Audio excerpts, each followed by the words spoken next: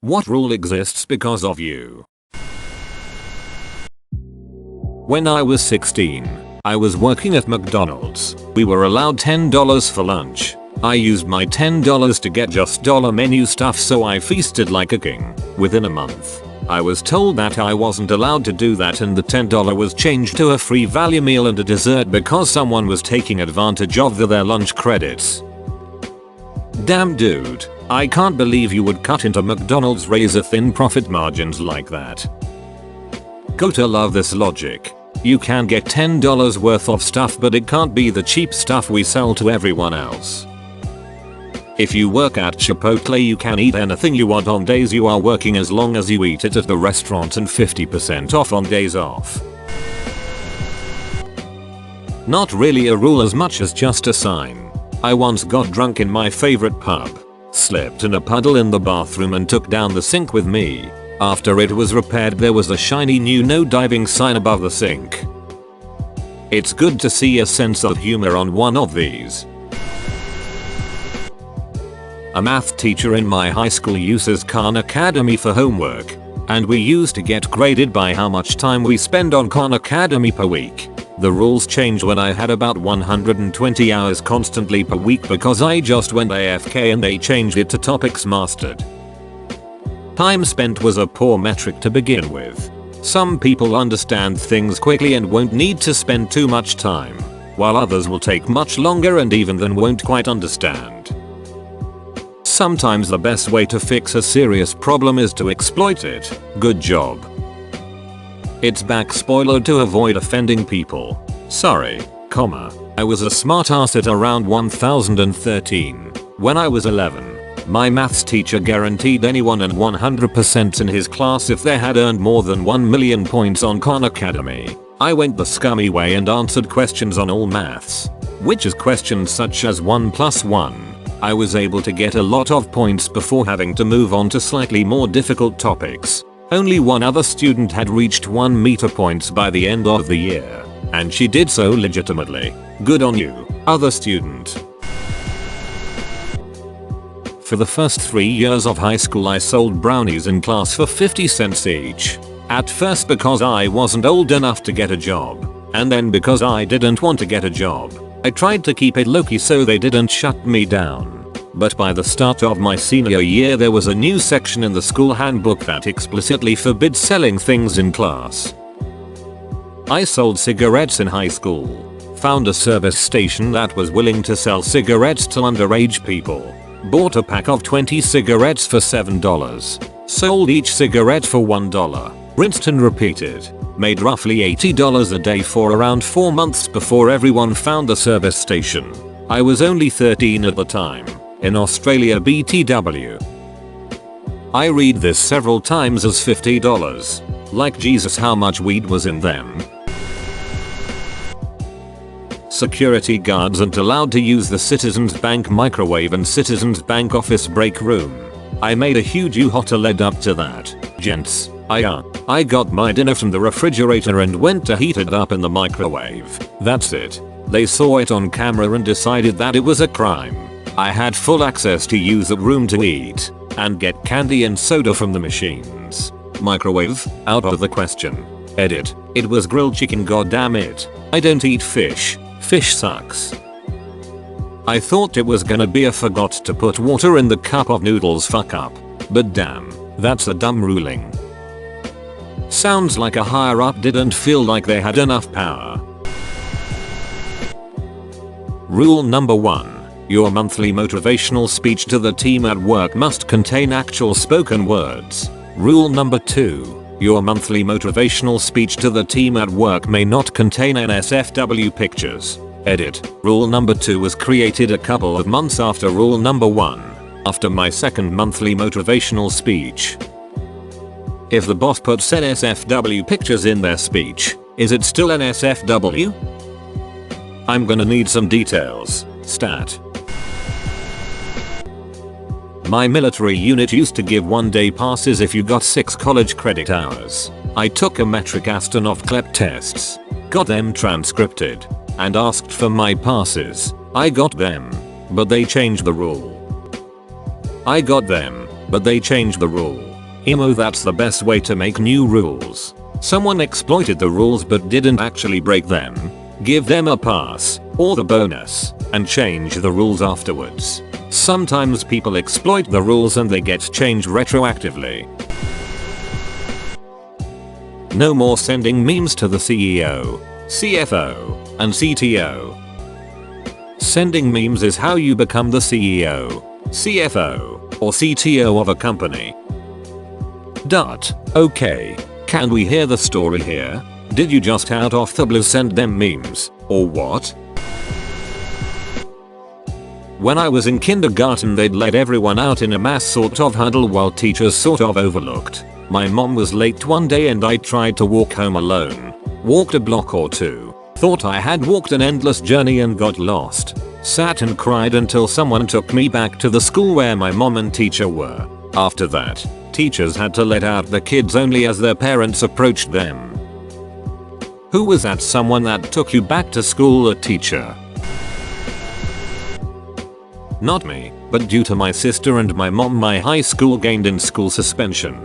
My sister was caught skipping school, so they were gonna suspend her. My mom was furious and forced the school to keep her there, cause why would you punish being out of school with being out of school? Thus, ISS was born. That's actually a good idea. I thought that said ISIS was born and was gonna say, hey man, don't blame yourself. I had to do in school suspension so many times for being late my senior year. They would give me probably 3 hours of work and the rest of my time there was spent learning how to fall asleep without having to put my head down. It was ridiculous to have to suffer through that for being 5 minutes late to class. My grades suffered tremendously because I was basically teaching myself. The school told me to stop being late if I wanted to attend my classes. But no buses stopped near my house and I had to rely on my 20-year-old pregnant sister to get me there. I had no control because I did not drive. Biggest waste of time I ever had to go through, and I still have issues dealing with my time not being used properly because of it.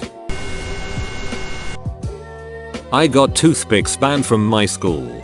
I would buy boxes by the thousands and soak them into different flavors such as peppermint, cinnamon, and spearmint and then bake the flavor into them. I'd take those bad boys to school and sell them to kids to chew on, freshen breath, etc. Toothpicks were everywhere. Also, kids would use them as ammunition and rubber bands. Admin put a stop to that really quick. That's kind of genius. Everyone in my department has to work an extra half hour. We would work 8-hour shift, but I would always leave half an hour early and classify it as my lunch break. My logic was that as long as you took your lunch, who cares when during my shift it was. Management caught on after a few months and now we all work an extra 30 minutes to compensate for lunch. On one hand, you got 30 minutes more of a life. On the other hand, 30 more minutes per day on the clock. Either way, the employees win. After my 30-foot long entry, there is now a maximum length of 8 feet in Portland's adult soapbox derby. The car in question was an articulated dragon with 9 wheels and it was covered in CD scales. It was quite a sight until the cutthroat round at the end of the day. It almost killed a man, the driver, in the crash. You won't be able to see another one like it now. Pics. You can't talk about this without pictures. I'm in the Air Force and super flat chested, so when I took my blouse, jacket, off and just had my shirt on, no one gave a shit. But then I got a new co-worker who had the biggest rack ever, and after she started, they said we can't have our blouses off. It was so fucking hot. Also, like my rack isn't desired. Fuck.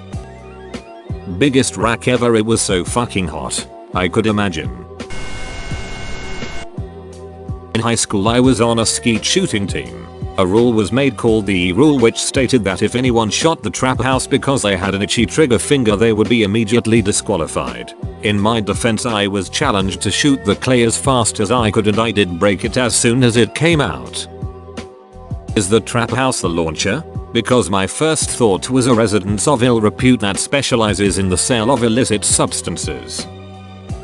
This is a comment I truly don't understand anything about. Just after I graduated high school, a few friends and I flew to England for a week and change. We stayed in a small town with my buddy's grandma. Conveniently, she lived across the street from a pub, which aside from the post office and the train station, was the only thing to do in town. We made friends rather quickly, and were astonished to find out they hadn't heard of beer pong. After a few nights of playing, it was banned when a handful of regulars got picked up for drunk driving. So, I guess the rule wasn't explicitly because of us, but if we hadn't shown up it wouldn't be in place for a few more years, I think. Beer pong isn't as much of a thing over here as far as I know. Maybe it's caught on since I quit drinking, but the drinking mindset is, or was, a bit different to in the US.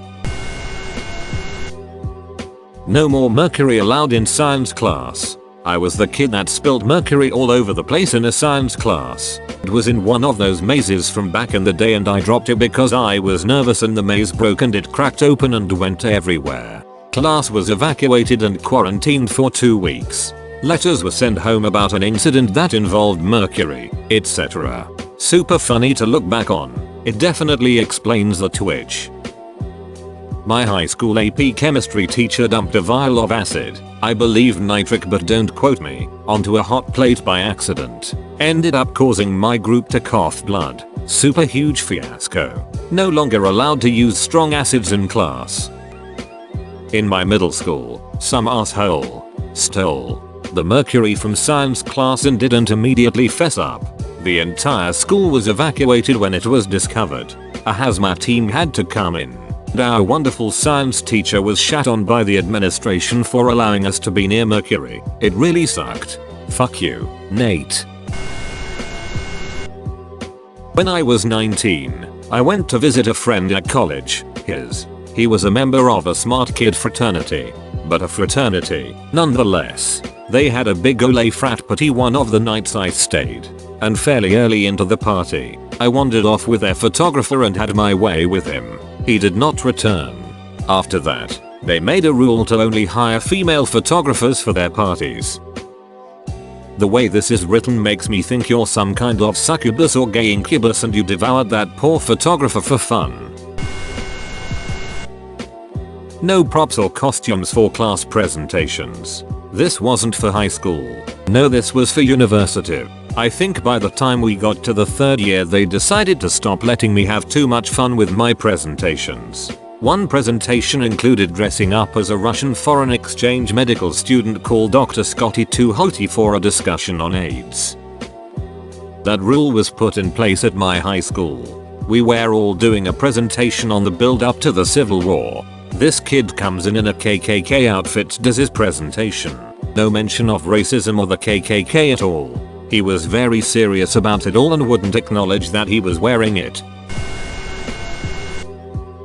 My friends and I were a bunch of shitheads back in middle school and egged some kid's house. At the time we all lived in a compound with only one grocery store and they required you to show it before you bought eggs afterwards. My senior year in HS I was massively bored. Ran into a friend with a car in the hallway. He was bored too. We hopped in his car and started driving. We stopped by his house so he could get some money, etc. From that moment on no one saw or heard from us for 30 days. We ended up in Amarillo from Philly. Rented a place, got jobs, went to the food store. Regular life. I was 17. He was 16. He ended up calling his mom. Party over. So because of this they fenced in the parking lot and manned it with a security guard. Wait, you were bored so you decided to run away and become adults? Your school didn't have a rule against having cars in the hallways? I don't understand how you thought entering the workforce would make you less bored. Freshman year of high school in Jersey, we were allowed to leave campus for lunch and get something to eat. We had to walk through this neighborhood to get to this pizza place. We would get pizza Hut on the walk back. Dumbest arsehole me was bet from my friends that I wouldn't smash the pumpkin on some neighbor's lawn, so I did. A guy across the street saw and screamed for me to stop. I just ran. Somehow I got back to the school without them catching me. The next morning on the morning announcements the principal was talking about how we couldn't walk through that neighborhood anymore during lunch. Now, it was completely because of me, but I am sure I was the straw that broke the camel's back. My class was also the one that prevented anyone in my school from eating anywhere downtown because someone just went on their own and didn't make it back to class. From then on we had to sign up at the specific restaurant we'd be going to from a list of about 5 and would have to sign in out when we got there and when we left. It was always dumb.